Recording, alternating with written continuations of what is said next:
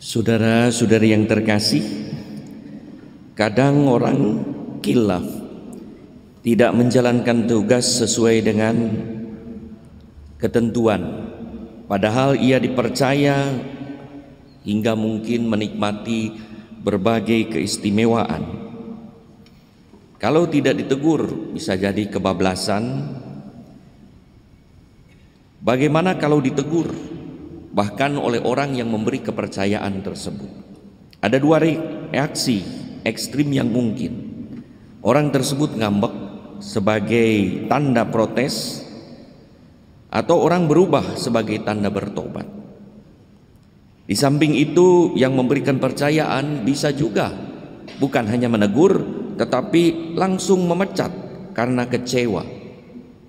Mungkin ada reaksi juga, orang marah sebagai tanda tak terima, marah berkelit atas kesalahannya, bahkan menyalahkan orang lain. Atau orang menyadari kesalahan, langsung membuat strategi sebagai antisipasi perbuatan apa yang harus dilakukan apabila dipecat. Yang lebih parah lagi adalah orang yang dipecat atau mengalami kegagalan malah merusak diri, bahkan juga ada yang bunuh diri. Pernah ada di dalam media sosial seorang pemuda berusia 23 tahun di Tangerang Selatan diberitakan dipecat dari pekerjaannya. Memang di situ tidak ditulis alasan pemecatannya. Kemudian ia murung beberapa hari dan seminggu kemudian ia kecewa lalu bunuh diri. Sebaliknya kita juga mendengar beberapa orang yang dipecat dan berhasil di dalam hidupnya. Salah satunya misalnya tokoh besar Walt Disney, tokoh pencipta kartun Mickey Mouse, yang dipecat dari pekerjaannya sebagai kartunis di sebuah koran perusahaan Kansas City Star karena alasan kurang imajinatif. Dia dipecat, lalu dia mulai berpikir. Tidak kecewa, ya pasti kecewa, artinya tidak terbelenggu oleh pengalaman buruk ini. Ia membuat strategi, berpikir kreatif, dan akhirnya malah menciptakan studio animasi, dan kini menjadi studio animasi terbesar dengan film-film kartun. Bahkan ada Disneyland di mana-mana.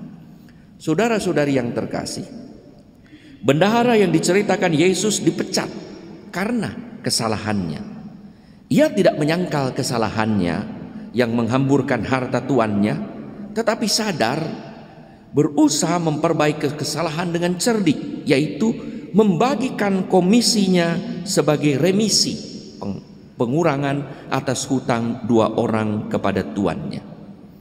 Maka dengan mengurangi hutang dari 100 menjadi 50 tempayan minyak dan dari 100 menjadi 80 pikul gandum, bendahara itu mencari simpati dari orang-orang yang berhutang tanpa merugikan tuannya, tetapi mengorbankan komisinya. Maka kita dengar kenapa dia dipuji, kok tidak jujur, tidak dipuji? Tidak. Dalam hal terakhir dia tidak merugikan tuannya, tidak mencuri apa yang menjadi hak tuannya, tetapi mengorbankan apa yang menjadi miliknya.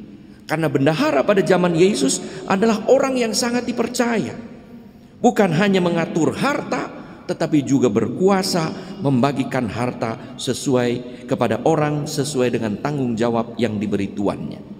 Bendahara itu berkuasa atas harta tuannya dan berhak menerima komisi dari apa yang dikelolanya, termasuk hutang dan bunganya. Maka bendahara itu dipandang sebagai orang yang murah hati di hadapan orang yang berhutang pada tuannya. Karena jatahnya, misalnya dia itu memiliki, orang berhutang kepada tuannya misalnya 80 pikul gandum, lalu ia mengatakan atau 50 gandum, kemudian bunga 30, komisi untuk dia 20, dan komisi itulah yang dia tidak ambil pada waktu dipecat, tetapi dia kembalikan dan dia bagikan sebagai pengurang hutang orang yang bersangkutan. Maka bendahara itu dipandang sebagai orang yang baik di hadapan orang yang menghutang, karena mau berkorban, mau meringankan hutang si orang-orang itu. Ia tidak bertindak tidak jujur dalam hal ini, tetapi membuat strategi yang memukau hati, sehingga saat kehilangan pekerjaan karena dipecat, siapa tahu orang yang dikenal murah hati ini diterima oleh mereka sebagai pegawainya. Mana mungkin kalau dia tidak jujur, sudah berbuat tidak jujur dalam soal pengurangan hutang, bisa diterima oleh orang yang membutuhkan pekerjaan.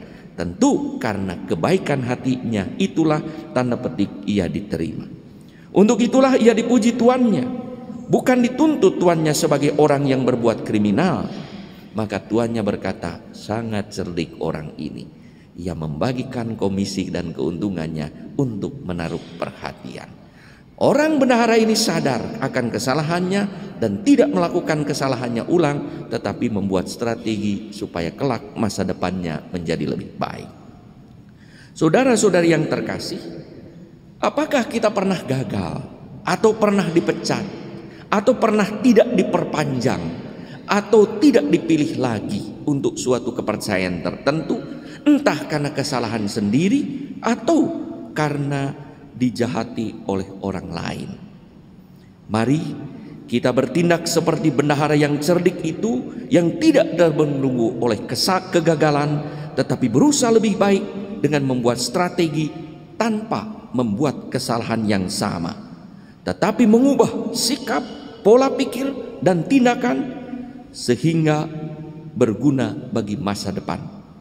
Kesalahan dan kegagalan bisa menjadi titik pijak untuk mengubah hidup menjadi lebih baik, seperti kita dengar dalam ilustrasi bagaimana Walt Disney berhasil dengan baik.